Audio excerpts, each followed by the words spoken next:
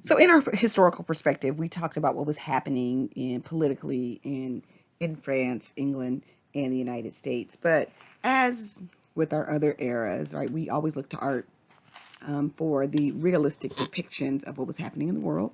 We got a couple more chapters before we get to photography, but in the meantime, we're still looking at the art. So, really changes in the middle of this century, the 18th century, changes in philosophy brought related changes in art and ultimately into fashion, and we'll see that when we look at some clothing. But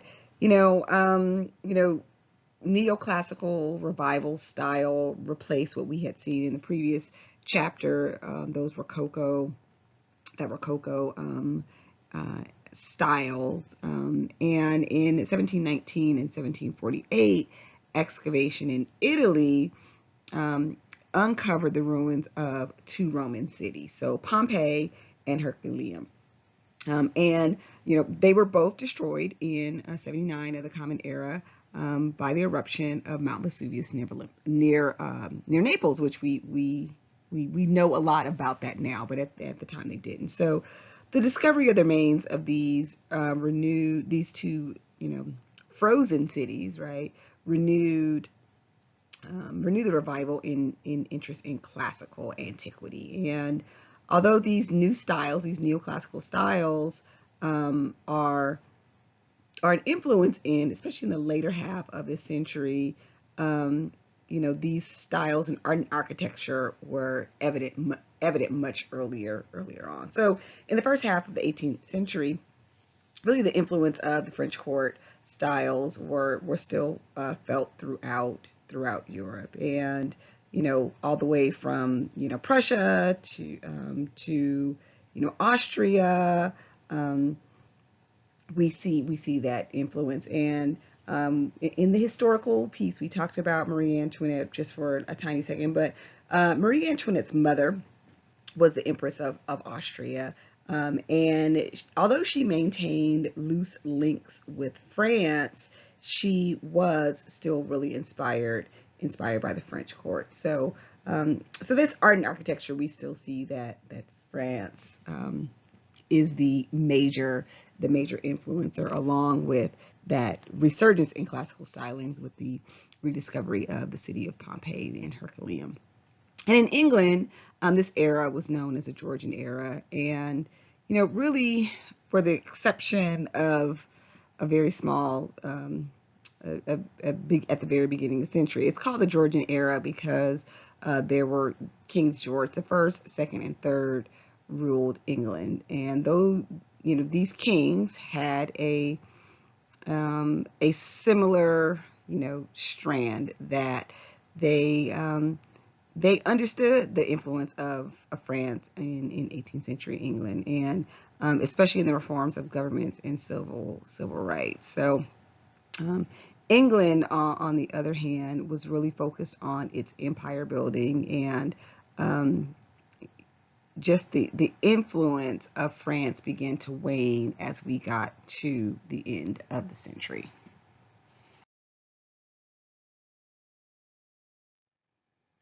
So the 18th century is unique because this is the first time that we see advances so rapidly in textile manufacturing technology. And we talked about through the course of history that there's a whole host of steps that textiles have to go to in order to be made into a garment. So, the fiber is harvested or obtained, from the cotton or linen or animals.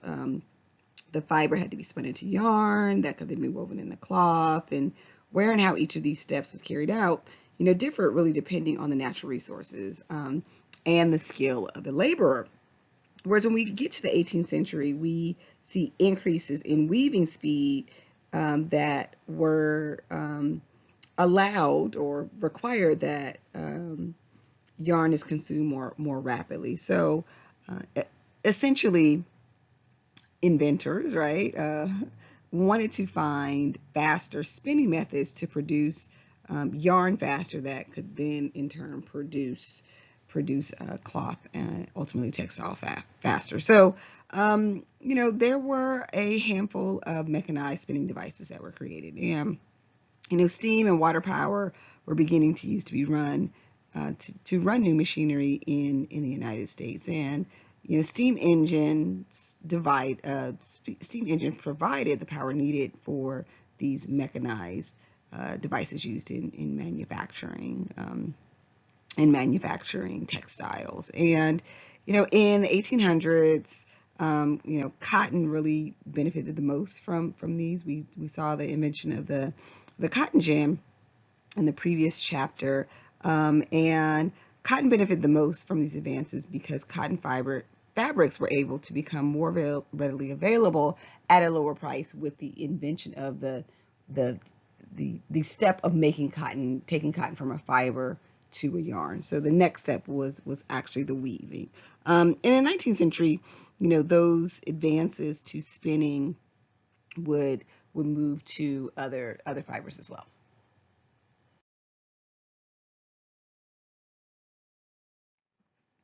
Where did this change happen, right? This change really happened in just the move of production from home to factory production. And we've talked about in previous chapters, especially when we talked about Rome, we talked about the Gypsum and, also in Italy during the Renaissance, the factory. I have that in my air quotes, the factory production. But these weren't done on large scales. A factory may have an ancient factory may have 20 workers, and when we think of factory production of cloth now, we think of these more mechanized systems that employ hundreds of people over large production facilities. And it started with European mills that produced textiles with elaborate and sophisticated patterns. The American colonies were really an important market for English manufacturers who sold fabrics to well-to-do colonists, and then pour cheap quality cloth to those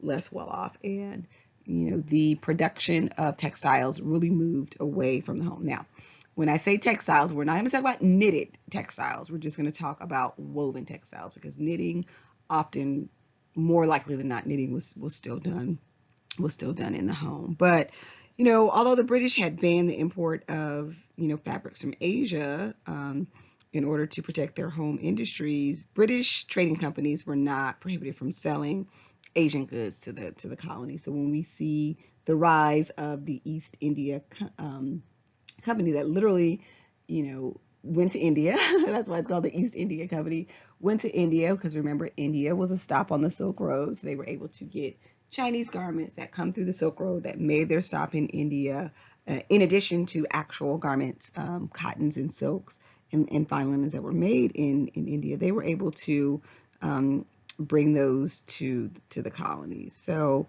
and oddly enough, the colonists were forbidden from buying Italian and French textiles, since they were British colonies. The British banned importing textiles from the other European countries. So, after the Americans became independent of Britain, these restrictions were lifted, but we still did depend on a lot of British cloth. And we talked about in the previous chapter with the introduction of chattel slavery and the cultivation of massive cotton. That cotton was the biggest importer, was the biggest exported garment. It was the cash crop of the United States, and it was the manufacturing driver. So a lot of cloth was produced in the United States, but oddly enough, American cotton was imported to Britain. That was then spun and woven into cloth. That was then imported back to the United States. So it's interesting that we had that. And really poor families living in the American rural areas or small towns still did produce their own textiles, specifically those made of linen or wool. And like I alluded to, I said earlier, knitted garments were still predominantly made of wool, but there was still some home textile production. And then when we look at some of the religious sects that we had, or communities that we had, especially if we look at the Quakers, they were such an isolated community that they continue to actually still to this day to weave some of their own cloth.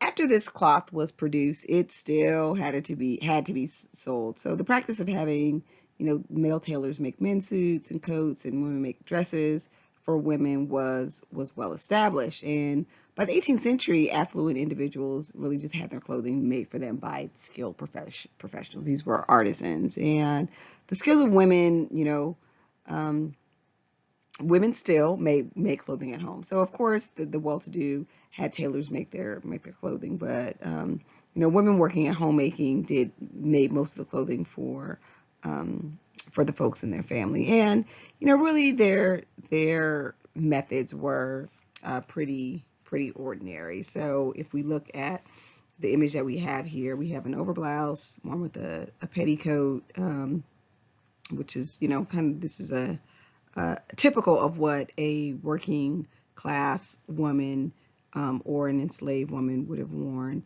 in everyday dress in the late 18th century. And if we see it's a very simple design, it would be something that would be very simple to make, because remember they were hand sewing as well. Something that would be very simple made as a hand sewn garment. And ready-made clothing, though in limited quantities, was still available.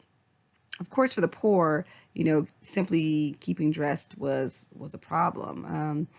And in the country, women could spin wool and weave and knit garments, but for the rural occupant, clothing was purchased at a higher price. So, unfortunately, oftentimes people that lived in the city looked really, really threadbare, and the poor purchased clothing from dealers who, really just obtained secondhand clothing from servants of good families, or, found cast off clothing and resold it. And actually, routinely, well-to-do families, their homes were broken into and clothing was actually stolen and sold off. So, there also was in some small town what was known as the breeches clubs, where each member of the club would contribute a small amount of money, and when the fund was large enough to purchase a full suit of clothing, a name would just be drawn, and that person would receive a pair of breeches. And really, the whole function of the club was to pool your resources until every member of the club had actually gotten a pair of pants, right? So that sounds crazy. That sounds crazy to us. But there is an autobiography where the writer explains that it took him 2 years to save enough money to purchase a good suit of clothes, right?